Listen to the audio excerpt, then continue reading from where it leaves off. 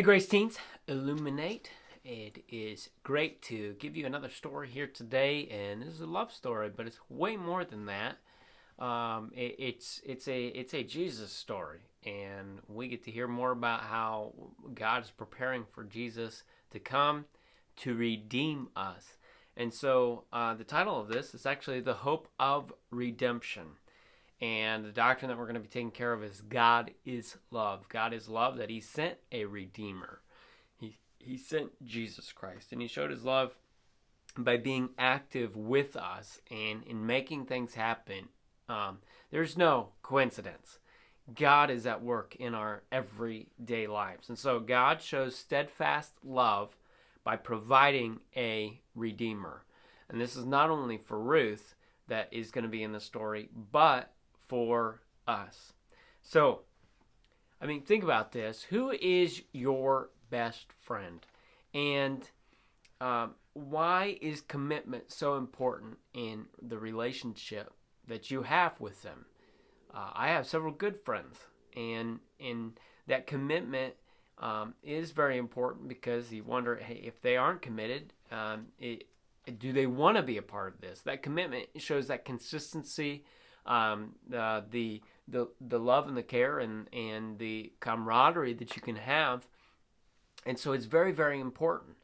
My best friend is my wife, and that's very important for commitment to be there, loyalty, faithfulness. If there's not, then there's going to be some issues, and there's going to be fear that will rise up. There's all kinds of things that can happen. But would you consider yourself a faithful friend? We a lot of times expect so much out of others, but yet fail to expect things out of ourselves. So how faithful of a friend are you? And so how faithful is God to us? How faithful is Ruth to Naomi in this story? So what happens?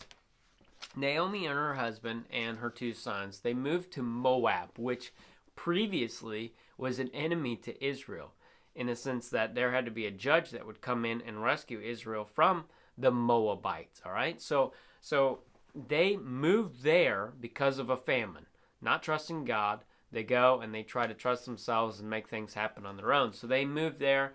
The two sons, they get wives there. They're there for 10 years. All of a sudden, the husband dies, and then the husbands of the two sons of Orpah and Ruth, the Moabite women, die as well. So Naomi and Orpah and Ruth are all on their own. Okay, and Naomi hears that there is the famine's over in Israel, and so she decides that she's going to move back. So let's go to Ruth chapter 1, verse 16 and 17. It says, "And Ruth said, Entreat me not to leave thee, or to return from following after thee, for whither thou goest I will go, and where thou lodgest I will lodge. Thy people shall be my people, and thy God my God.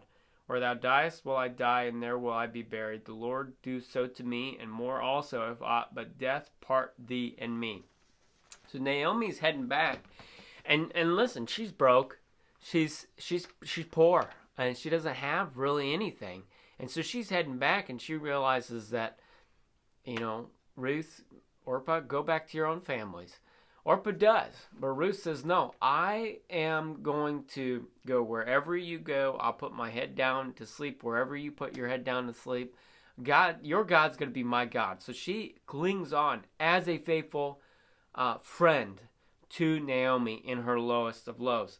So the love was strong here.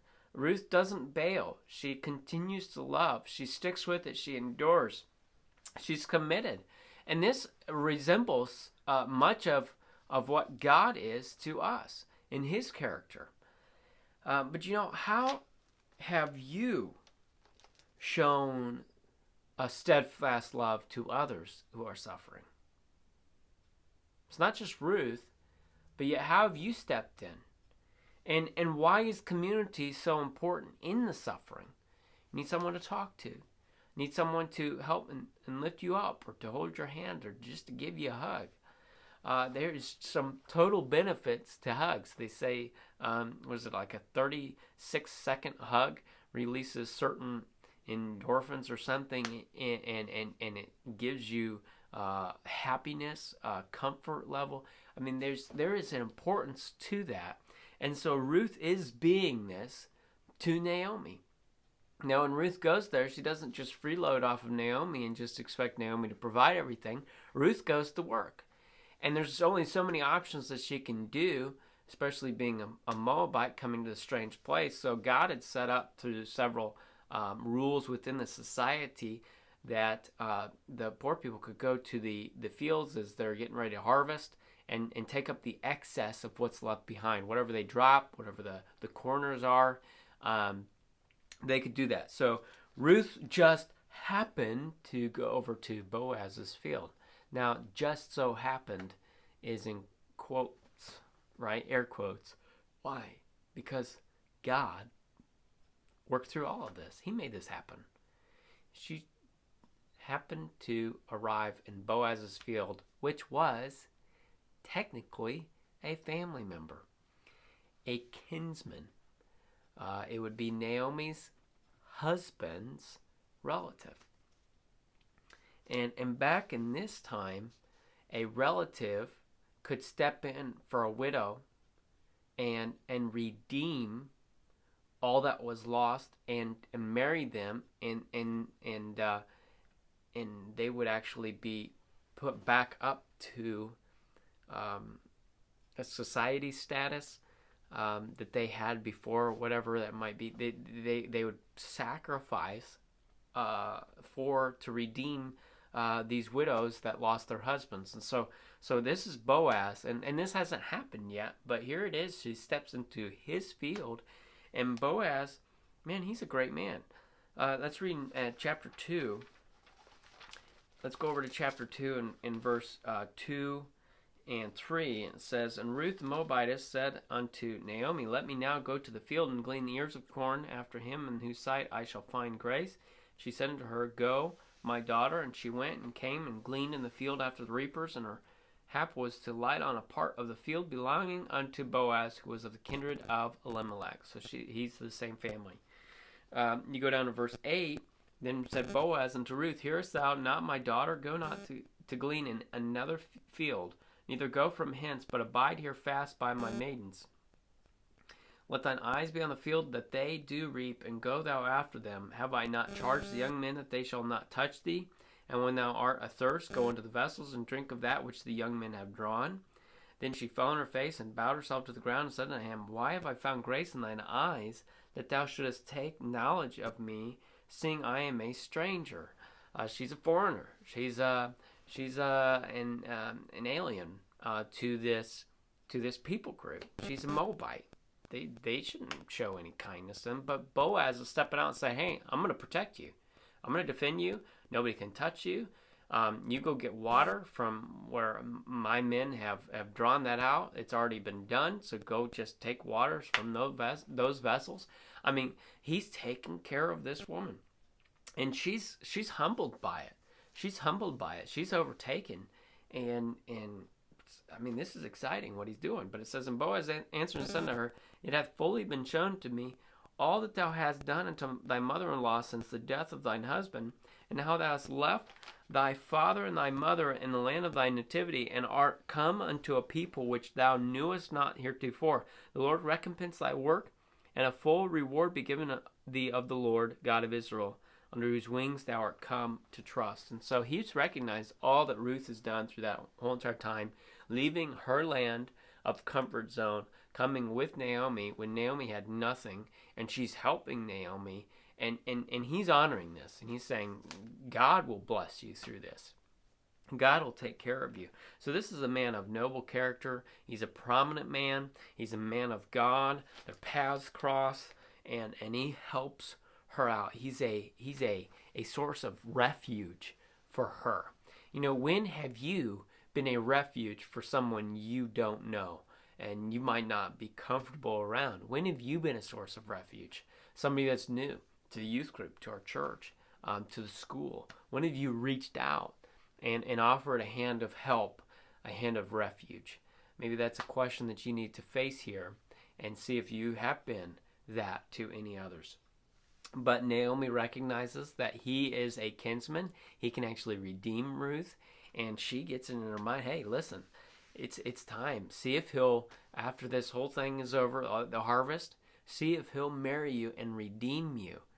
And in that way, she could be lifted in prominence. She'd get her fields back from her husband. I mean, all these things would be great for her if so. So Naomi's sending her that direction, and that's exactly what Ruth does. In chapter 4, in verse 13 through 17, it goes, so Boaz took Ruth, and she was his wife. So she shows up, does what Naomi tells her to do, wears her best clothes, gets cleaned up, and she actually lays at his feet when he's fallen asleep. Now, it's kind of weird, but it was a cultural thing, okay? And he wakes up, he's surprised, and so he actually goes to bat for her. He goes, and there is a closer kinsman, so he has the rights first, and he says, hey, are you going to redeem this property that they've lost? And he says, sure.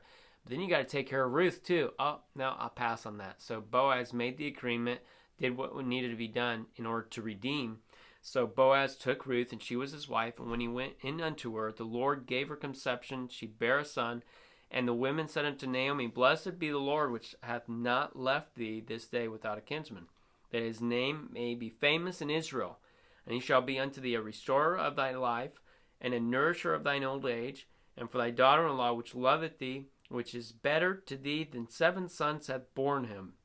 And Naomi took the child and laid it in her bosom, and became nurse unto it. And the women her neighbors gave it a name, saying, there is a son born to Naomi, and they call his name Obed. He is the father of Jesse, the father of David. And you say, whoa. What happened here? Well, Boaz redeemed Ruth's past, present, and future. You say, what are you talking about? He redeemed the past because here she is, a widow. She lost her husband. Now she has a new one. In the present, he was able to give her sustenance. The field that she was working in is now hers, along with Boaz.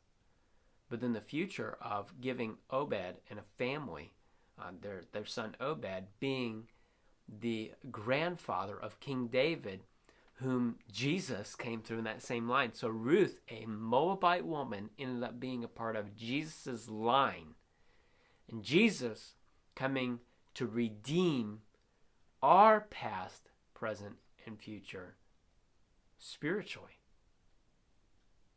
Whoa.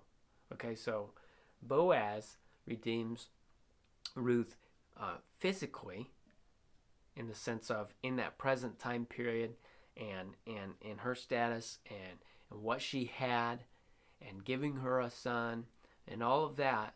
And Jesus comes through the line, and what does he do? He puts up the sacrifice. He does what is necessary. He gives his life in order to redeem us from our sin, our rough spot.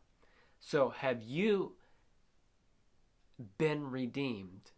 Has your past, present, and future been redeemed by Jesus Christ? What does that mean? You need to get saved.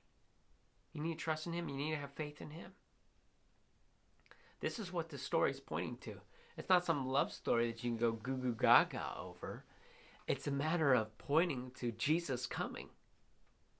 And God's plan all throughout, and God's love, and that's how it's shown through other people. I mean, this is Jesus that we're talking about and looking forward to. Now, have you put your faith in Jesus?